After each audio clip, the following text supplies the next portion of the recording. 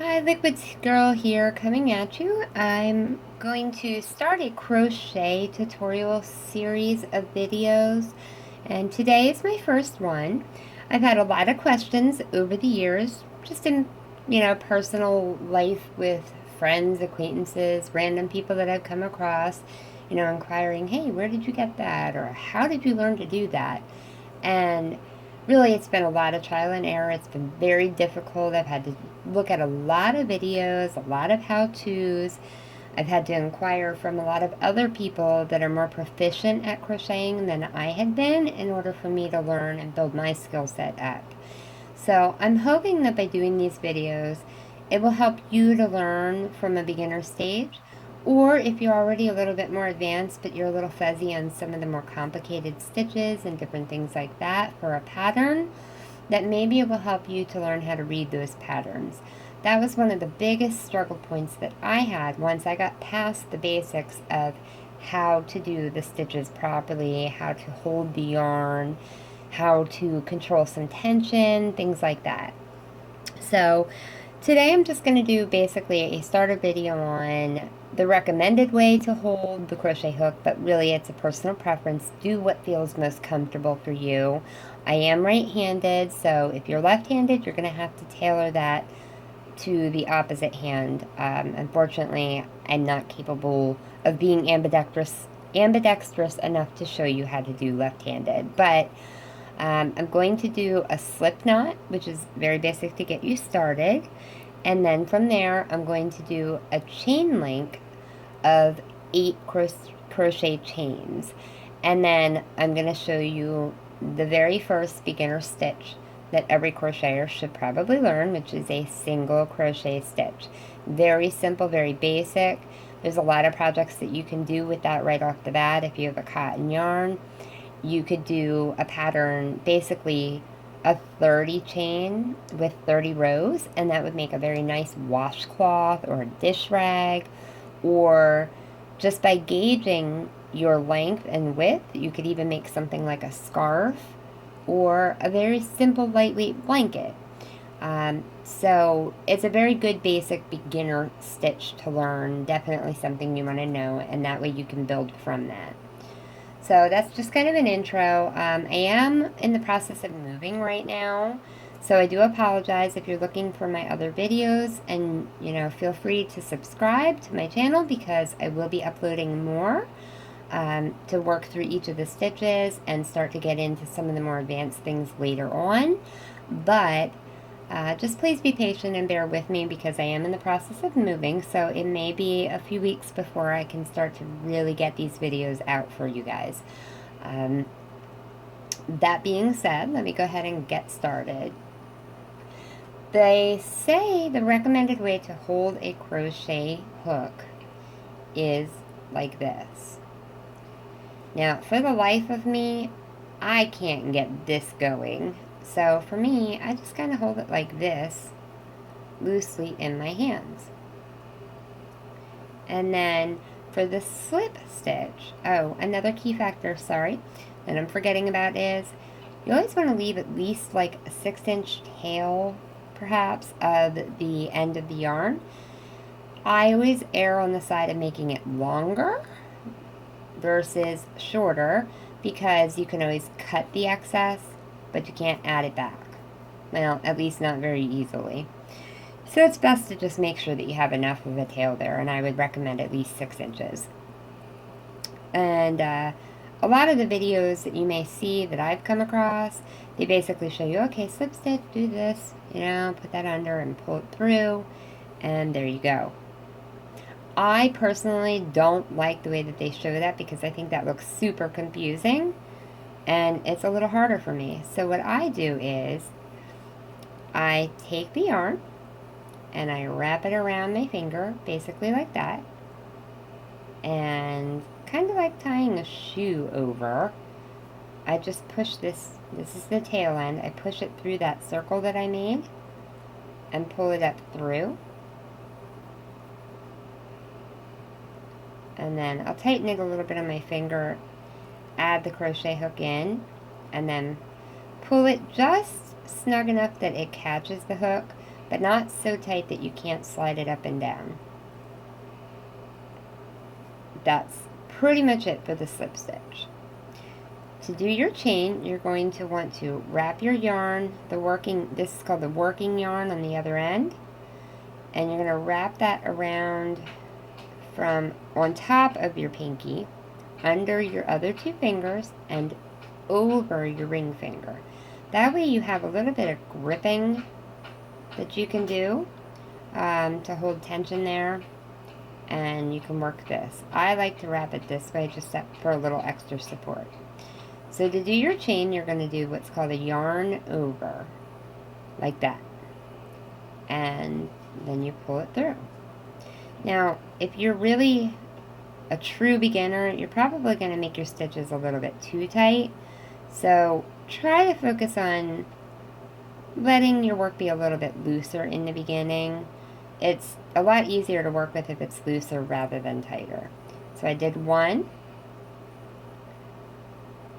2, hold on a second, I'm getting snagged up over here. Let me readjust my hand.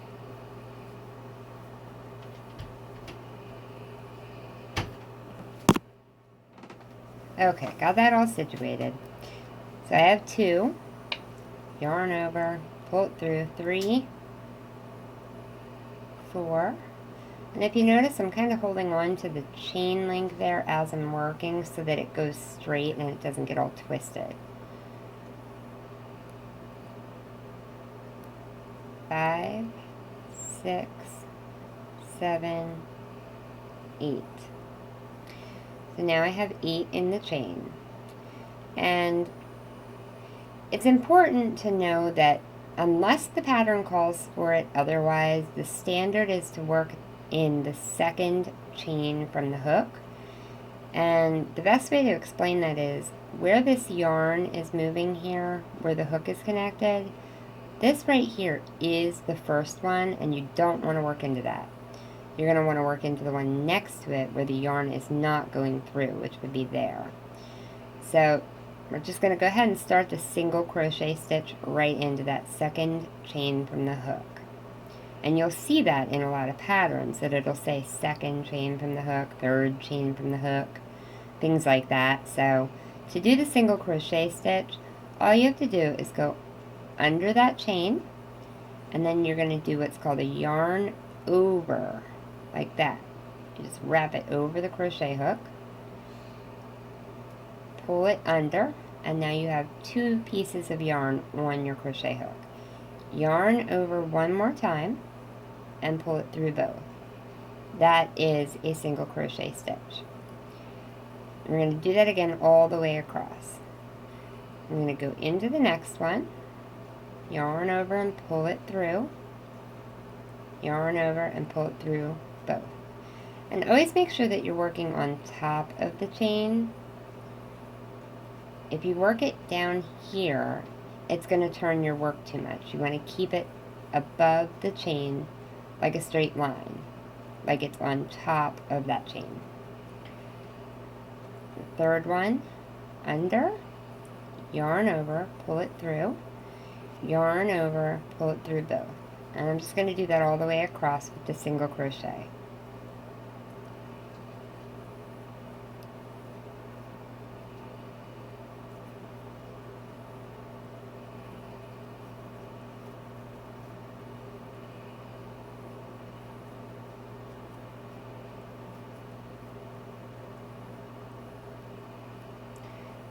Oh, and when you get over to the other end, you always want to make sure you're not working into that slip stitch. End at that chain that was your first chain in, not the slip stitch knot that you started with. And when it comes to turning in patterns, a lot of times you're going to see that they say chain 1 and turn.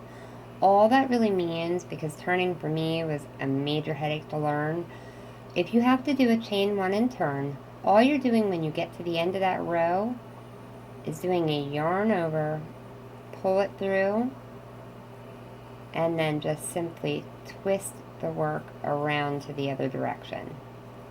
And then you can do the same thing, working right into that second chain from the hook, Now this time you're going to go under both pieces of yarn, because now that the chain is done and you have your first row of single crochets, you're going to have 2 pieces of yarn that make a V there. So go under both, yarn over again, pull it through both. And then same thing all the way across. Now I'm going to do that for a couple of rows and then show you just kind of how that turns out. I'll go ahead and I'll do the same thing where I'm chaining 1 when I turn, and I'll finish out this row and I'll do another 3 rows, and then I'll come back and show you what it looks like with those other 3 rows added with this one finished. Okay, so I completed those rows, and coming back here, you can see that I basically just have this little rectangular setup going on. I'm going to try and see if I can get a clearer zoom. Both sides. And then let's say that you were working on something basic like a washcloth or maybe a scarf, just with this single crochet, and you were working this a lot bigger. When you're finished, to finish that corner off, it's pretty simple. All you have to do is basically take that working yarn and cut it.